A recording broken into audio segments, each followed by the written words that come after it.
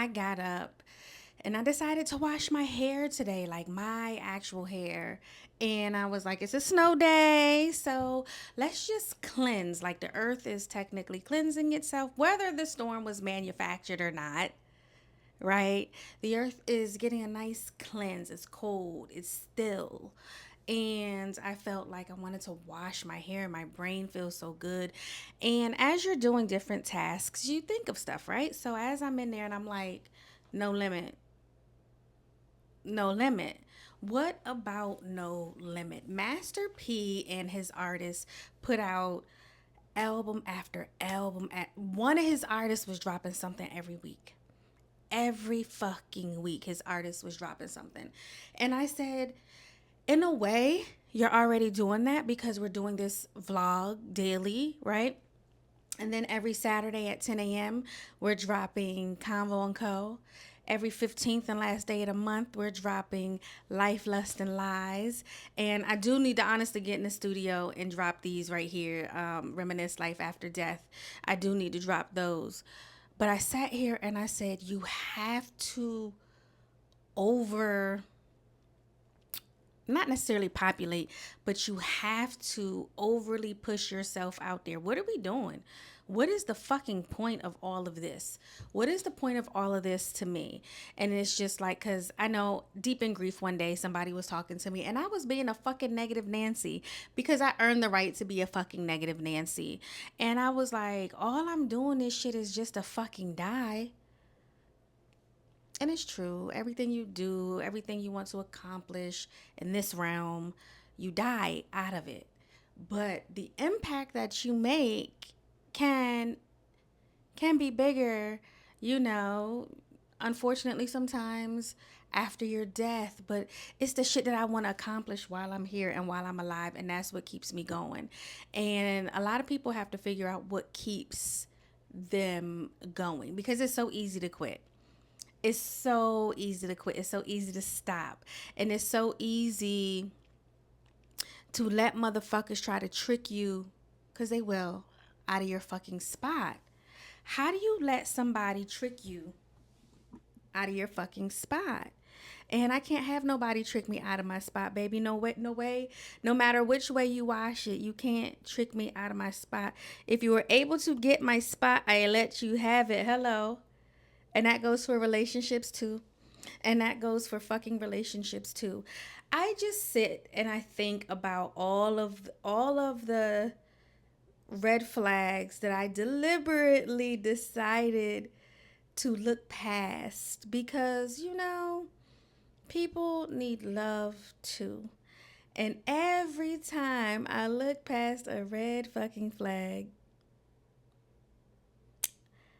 where did it go?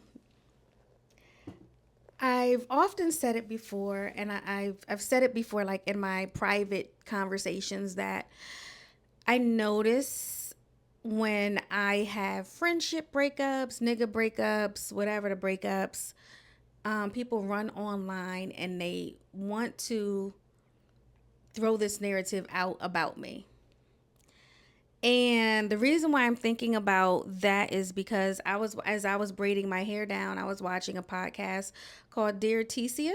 I've never heard of her, never heard of it, but I'm also not into TV and stuff like that. So she's, I believe, a transplant, but she's been here for a while, 10 years, I think she said. Also on YouTube, and she has her podcast in different places, but basically, hers is based off relationships. So, of course, as you're thinking about, as you're listening to her talk about different relationship shit people are going through, you start thinking about your own stuff. And one of them was, you can tell when a man doesn't really like you. And I was just laughing because I remember being in photos and at places with someone who was just not happy being fucking with me. And it's just like, what are you here for? I gave the person a chance to leave several fucking times. If you gonna be bunned up with me, baby, you better fucking smile and act like you fucking happy. But it's so funny because it's not, all of the signs were there. Why did I not listen to myself and roll out first, or roll out not even first, but at the first sign of it. And sometimes, we just do shit to do shit. We do shit to entertain people. We do shit because sometimes we just want to play around and be fucking goofy too. Not gonna hold you. You know what I'm saying? You want to play, I want to play, let's have fun. And, at the end, of course, obviously it doesn't work out. But I do want to say, as far as I know, I can't speak after a certain point, but I did have a friendship breakup not too probably long ago, and they didn't campaign smear me online from what I know. Of course you go, you know what I'm saying, and you hear things. Well, not go and hear things, but people come and tell you things, and sometimes you might check a page. I'm not gonna hold you. I'll check a page to see if you are talking the shit, because I want to see what your character was. And from what I gathered, they did not, and I really appreciate that. And that's just simply because they knew how I felt. Like, I don't carry my personal business online. What is the purpose of carrying your personal business online, huh? What is the purpose of smearing somebody that you was with, that you was cool with? There was no smear campaign. Now, what was said in personal group chats or whatever, face to face, I can't, and I won't worry about that. But I really appreciate that about that last person, because that was my dog. And mm,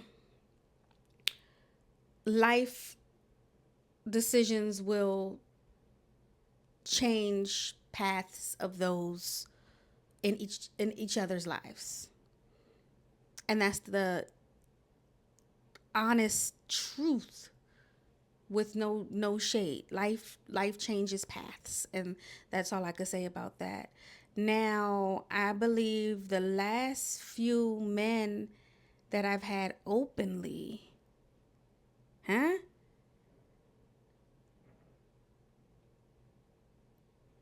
I don't even know. I know why I did that. Like Dominique Morgan. Y'all follow Dominique Morgan? The last few relationships that I've had openly, niggas went wild on the internet. Niggas went crazy. And you would think, and the reason why I'm bringing this up is because, and I brought up Teezy. Follow me now. Y'all know how I go here. What she was talking about was Yandy and Mendeecees finally let it be known that they were never married after all of this time. They're not together anymore. Because why? Because Mendeecees decided to go on a podcast. They asked about Yandy. He said, we're not together right now. And that opened up a chapter for him to be able to talk about their relationship. So that's how it all came out, that they were never married, but they stayed together. And some of that had to deal with Mendeecees,